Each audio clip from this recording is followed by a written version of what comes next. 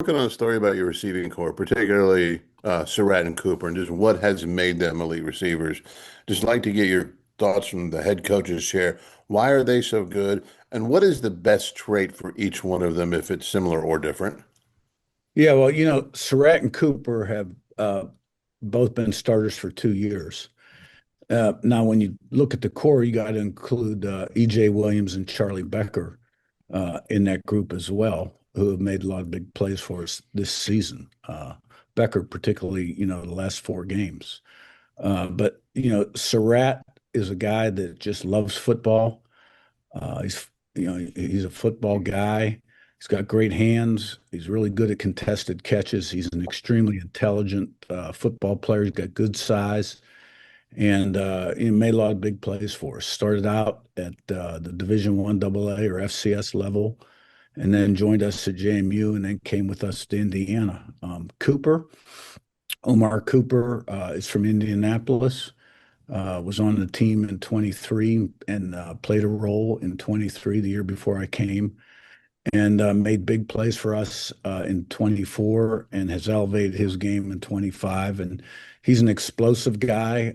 He's really good after the catch and, just has a lot of potential and ability and has become more consistent. Still has more consistency, steps in consistency he can take, but I've seen him really progress and evolve. Yeah, Kurt, I think on your last Zoom with us, you mentioned getting through all the retention discussions kind of the week before you guys jumped into prep. How important was it to kind of get through all of those the way the calendar is structured right now? And did that give you kind of a clear picture and what you need to know kind of as things open up again right after this game is done too? Yeah, it's critical, and it certainly did clear the picture up quite a bit because the emphasis before we knew who the opponent would be was on the 27 team and retention and needs.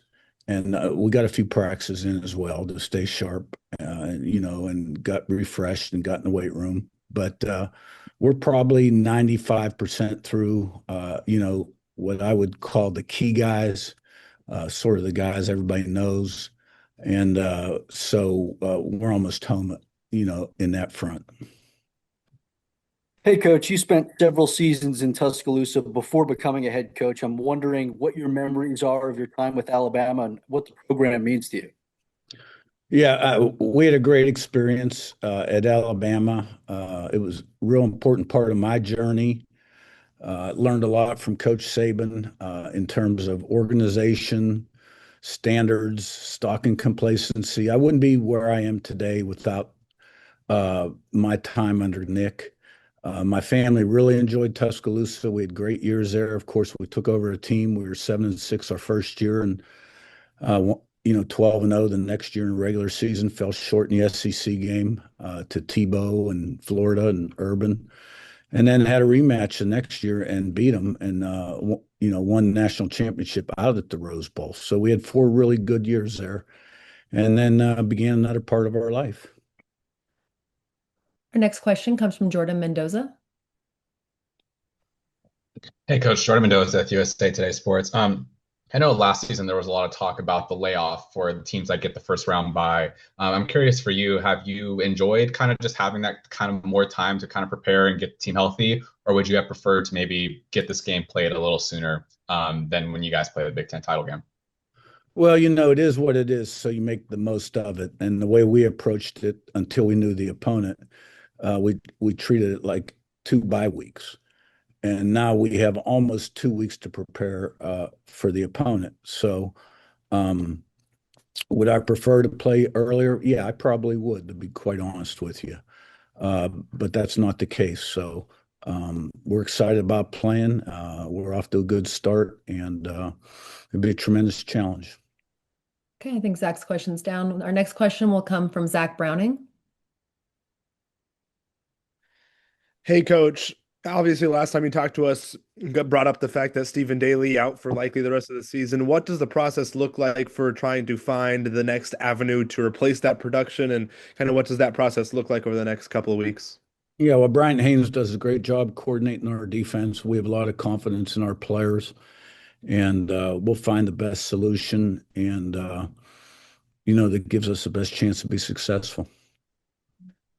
Now going back to Zachary Osterman with a question. Sorry about that, Curt. I think I didn't get to the unmute button quite as quick as I needed to. That's my bad. I wanted to circle back to your time at Alabama, and I'm sure we've asked you about this in some shape or form, but that was your last stop, obviously, before you started your career as a head coach. And I'm just curious, whether it's since you knew Alabama was your opponent or just at various different times, have you reflected on the pieces of kind of what you call the blueprint that you might have taken from your time at Alabama, whether it's the way you build a roster, whether it's the way you sort of maintain a staff, a locker room, are there things that are kind of in that blueprint for you that you can say that was something that really formed in my mind when I was at Alabama? I probably think about it every single day, to be quite honest with you, because it had such an impact in my growth and development. And I think philosophically, the program that we run here is probably a lot more the same than different than Alabama. So there's probably not a day that goes by where I don't draw from those experiences. Our next question comes from Jim Coyle. Curt, obviously, you probably at least watched some of Alabama and the Oklahoma game. What was it about their team that you saw that you took away? Obviously, probably didn't pay any attention to them during the regular season. Now, obviously, a big reason for that. What about their team has caught your attention and something you have to plan for most of all, you think?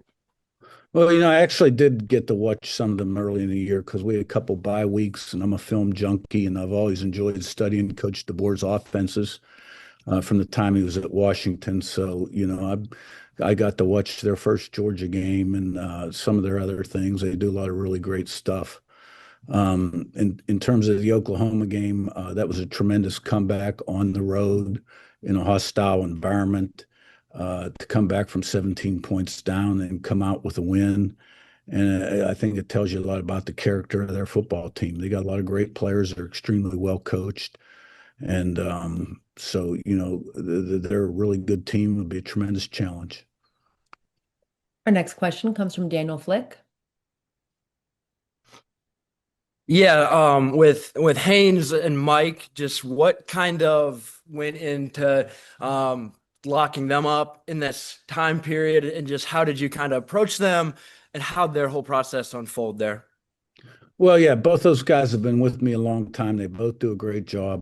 Bryant, had some calls, had some people very seriously interested in him. We thought it was important to be proactive. We also wanted to lock Mike up, who's very deserving. And I'm glad we did. And, at the end of the season, we'll move on to the rest of the staff. Curt, hi. Joe Goodman here in Alabama. I was curious, how instrumental were you in recruiting Julio?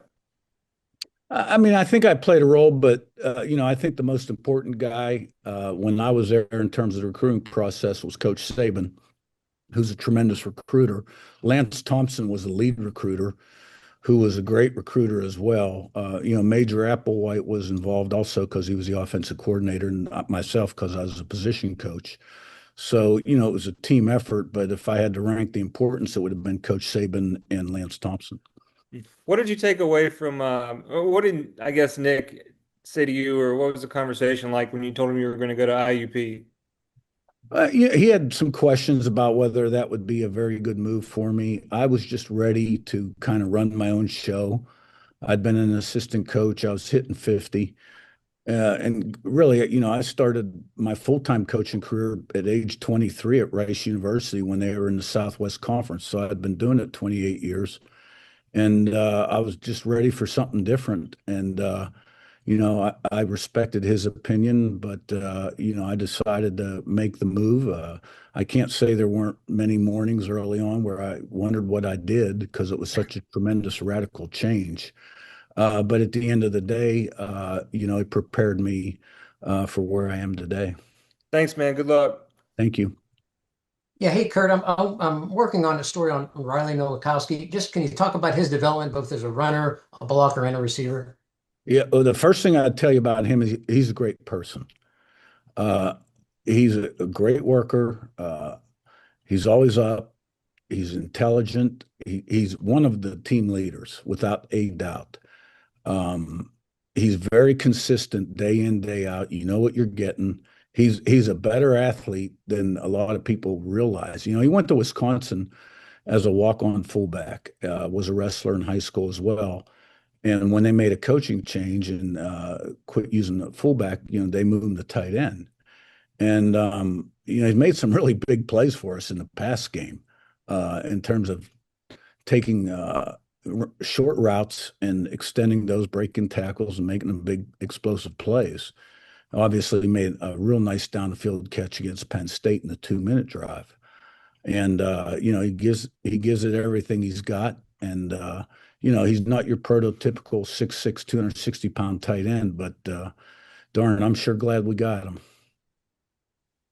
Yeah, hey coach, I wanted to ask you, you guys are dealing with the January 1st game and then the portal opens on January 2nd. What can you say about like how you're going about handling those dual tracks? And do you think there's a better way for this calendar to be set up? Well, I definitely think the calendar could be improved, and that would be unanimous, you know, amongst the coaches. And you know, whether whether you got to move the start of the regular season up a week and then start playing in the playoffs, you know, when the season ends. So there's, you know, a little bit better time to devote to high school recruiting and portal recruiting. We're all looking, I think, for that solution. And, you know, what you're dealing with in college football is just you don't have one guy in charge. If you had one person calling the shots, I think it would be a lot cleaner. So hopefully we'll make some progress in that regard. Our next question comes from Kyle Babcock. Coach, thank you for doing this for us. You're playing in the Rose Bowl. What does this mean to the fans, to your team, to be on this big stage with Indiana at this time of the year? Yeah, the Rose Bowl's got a lot of great tradition. A lot of great players and teams have competed in that game. You know, we went to the playoffs last season, fell short, weren't happy with the way we played. So we definitely want to improve upon that. Playing a great opponent that has a history of tremendous success. And the Rose Bowl is a great venue to play that game at. We played out there against UCLA last year, so we've been there once before, and it'll be a tremendous environment. If there's any other questions, please raise your hand within the Zoom app. Seth Toe is the next question. Hey, Curt. Lewis Moore dealt with his whole eligibility situation early in the year and all of those questions with that for really like the first month or so of the year. And then he went on to, you know, have an All-American season. What's allowed him to thrive this year, and how big has his presence been in the secondary for you? Yeah, I'm really happy for Lewis. Like you said, he had overcome some obstacles to get to where he is today. Actually was a starter on the team the year before I came. Went in the portal when I was hired, went to Ole Miss, and then saw what we were doing here and returned for this season. He had that NCAA thing hanging over his head, you know, during fall camp in the first 3 or 4 games of the season. So I'm sure that was a distraction. Once he got that behind him, boy, he really came on, and he's got great ball skills and football instincts, and he's been a huge part of our defensive success. Our final question will come from Zach Osterman. Yeah, Curt, I want to follow up. We asked you about sort of just how to adjust after Stephen Daly, and I guess the question was more philosophical. When you have a layoff like this, do you consider, is it a next man up situation? Do you consider maybe moving some pieces around? Like you've got a player like Mario Landino who's played some edge before. Do you consider, you know, maybe shifting some things schematically because you're going to have a little bit more time to work on stuff? When you have someone you rely on that much that may not be available, just kind of how do you approach with more time to prepare the solutions for sort of filling that gap? Yeah, I think like you said, it's a little bit of all. And then, you know, I guess we'll see on when we play the game what we decide to do, right?